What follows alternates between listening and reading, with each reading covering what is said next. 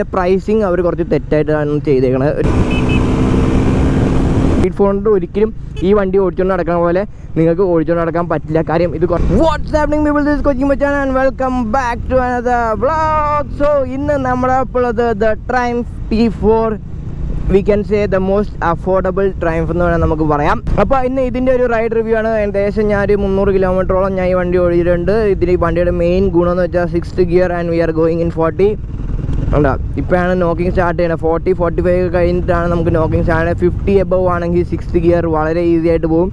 And നമുക്ക് gear shift ഭയങ്കര കുറവാണ്. Because this is a detuned version of the Triumph 400 speed 400ൻ്റെ ഒരു ഡീട്യൂൺഡ് വേർഷനാണ്. അധികം ഗിയർ ഷിഫ്റ്റിങ്സ് ഒന്നും വേണ്ട. നമുക്ക് നോക്കുവാണെങ്കിൽ 30 bhp ഓളം ഇത് പ്രൊഡ്യൂസ് ചെയ്യുന്നത്, 36 Nm ഓഫ് ടോർക്കും.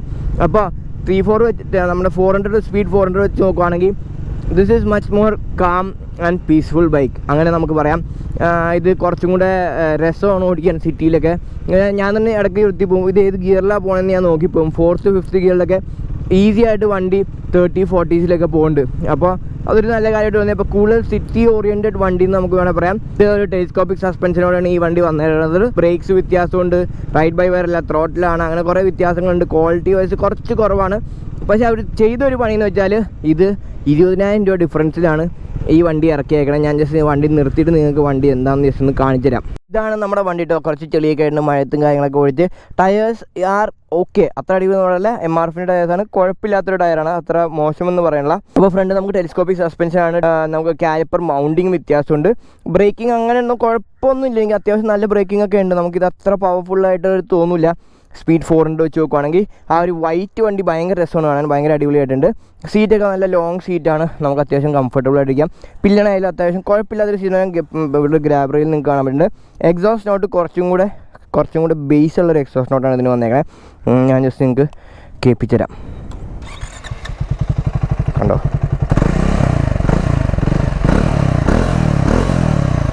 ഇടയ്ക്ക് പൊട്ടിത്തെറിയും ചീറ്റിലൊക്കെ നമുക്ക് കാണാൻ പറ്റും.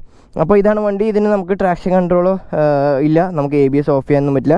ABS എപ്പോഴും ഉണ്ടാകും, പക്ഷേ സെയിം ക്ലസ്റ്ററാണ്, അതിന് വ്യത്യാസമൊന്നുമില്ല.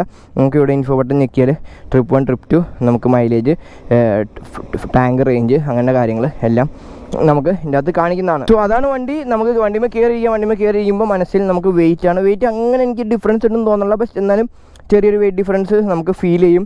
കുറച്ച് അത് മാറി ഓടിക്കുമ്പോൾ. ആൻഡ് സീറ്റ് ഹൈറ്റ് എനിക്ക് ഓൾമോസ്റ്റ് ഫ്ലാറ്റ് ഫുട്ടാട്ടോ. എനിക്ക് ഓൾമോസ്റ്റ് ഫ്ലാറ്റ് ഫുട്ടാണ്. എൻ്റെ ഹൈറ്റ് 5'6" ആണ്. ഈസി ആയിട്ട് എനിക്ക് ഫ്ലാറ്റ് ഫുട്ട് ചെയ്യാം.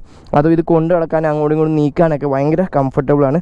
ഈസി ആയിട്ട് അങ്ങോട്ടേക്ക് മൂവ് ചെയ്യാൻ. സ്വിച്ച് ഗിയേഴ്സ് ഒക്കെ ഓൾമോസ്റ്റ് ചെയ്യുന്നത്. ക്വാളിറ്റി വൈസ് എന്ന് പറയുമ്പോൾ മഡ് ഗാർഡ് അങ്ങനത്തെ ചെറിയൊരു കാര്യങ്ങളൊക്കെയാണ് എനിക്ക് വ്യത്യാസമായിട്ട് തോന്നിയത്. ആൻഡ് എന്തുകൊണ്ട് നിങ്ങൾ ഇതെടുക്കണം അല്ലെങ്കിൽ എന്തുകൊണ്ട് ഇതെടുക്കണം എന്നുള്ള കാര്യമാണ് ഞാൻ നിങ്ങൾക്ക് ബാക്കി പറഞ്ഞുതരാൻ പോണത്. അപ്പോൾ നമുക്ക് ഓടിക്കാം.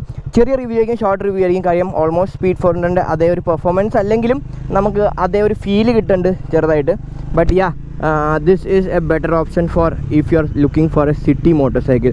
പക്കാ സിറ്റി ഓറിയൻറ്റഡ് ആണ്. കുറച്ച് ശാന്തമായ മോട്ടോർ സൈക്കിൾ വേണം. അത്ര പവറൊന്നും വേണ്ട, ബട്ട് പവർ വേണം. പിന്നെ കുറച്ച് മടിയൊക്കെ ഉണ്ട്, ഗിയറൊക്കെ മാറാൻ മടിയുള്ള ഒരാളാണെങ്കിൽ ഈ വണ്ടി നല്ല അടിപൊളിയായിരിക്കും.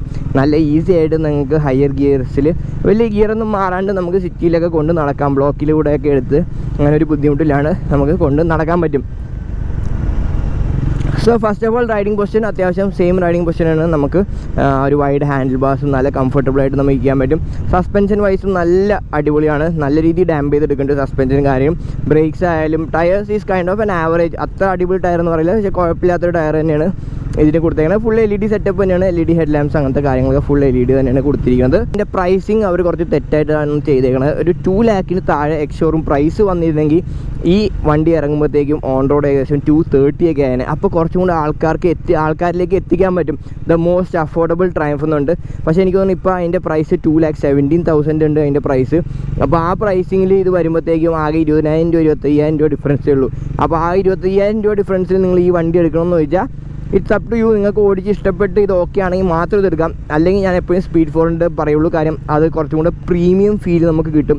ആ ഒരു അപ്സൈഡ് ഡൗൺ സസ്പെൻഷനും ആ ഒരു റൈഡ് ത്രോട്ടിലും നമുക്ക് ട്രാക്ഷൻ കൺട്രോൾ അങ്ങനെ കുറച്ച് ഫീച്ചേഴ്സ് എക്സ്ട്രാ കിട്ടും. ആ ഒരു 20,000 25,000 ആ ഒരു ഡിഫറൻസിൽ അപ്പോൾ 2 വണ്ടി ഓടിച്ച് നോക്കുക. പക്ഷേ ഞാനെപ്പോഴും പ്രിഫർ ചെയ്യുന്നത് സ്പീഡ് 400 ആയിരിക്കും. ബിക്കോസ് ലുക്സ് എല്ലാ കാര്യം ഇറ്റ് മാറ്റേഴ്സ്. കാര്യം ആൾക്കാർ പൈസ കൊടുത്ത് വാങ്ങുമ്പോഴത്തേക്കും ആ 20,000 രൂപ ഡിഫറൻസിൽ നിങ്ങൾക്ക് ഇത്രയും നല്ലൊരു ഓപ്ഷൻ കിട്ടുന്നുണ്ടെങ്കിൽ നിങ്ങൾക്ക് അതെടുക്കാം. പക്ഷേ ഇതിൻ്റെ ഗുണം ഇതിനുണ്ട്, ഇല്ലയെന്ന് ഞാൻ പറയില്ല. സ്പീഡ് 400 ഒരിക്കലും ഈ വണ്ടി ഓടിച്ചുകൊണ്ട് നടക്കുന്ന പോലെ നിങ്ങൾക്ക് ഓടിച്ചുകൊണ്ട് നടക്കാൻ പറ്റില്ല. കാര്യം ഇത് കുറച്ചും കൂടെ കാം ആൻഡ് പീസ്ഫുള്ളാണ്.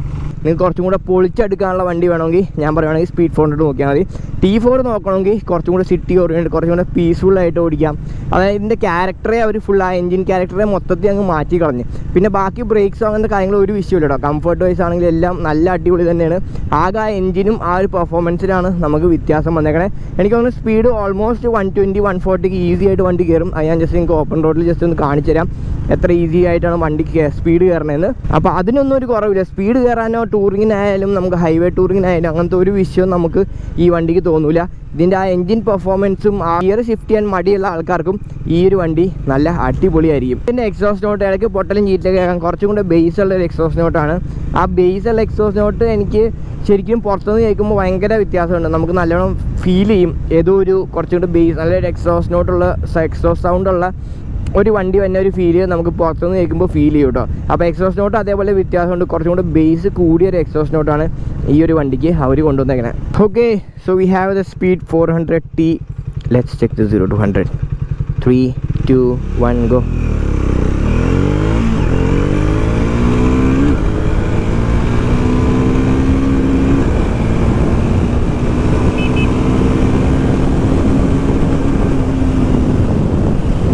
കണ്ടോ 120 100 പെട്ടെന്ന് 3rd ഗിയർ ജസ്റ്റ് കഴിയുമ്പോൾ തന്നെ നമുക്ക് വണ്ടി 100 എത്തുന്നുണ്ട്. അപ്പോൾ ആ ഇനീഷ്യൽ ടോർക്കിലൊന്നും ഒരു മാറ്റമൊന്നുമില്ല.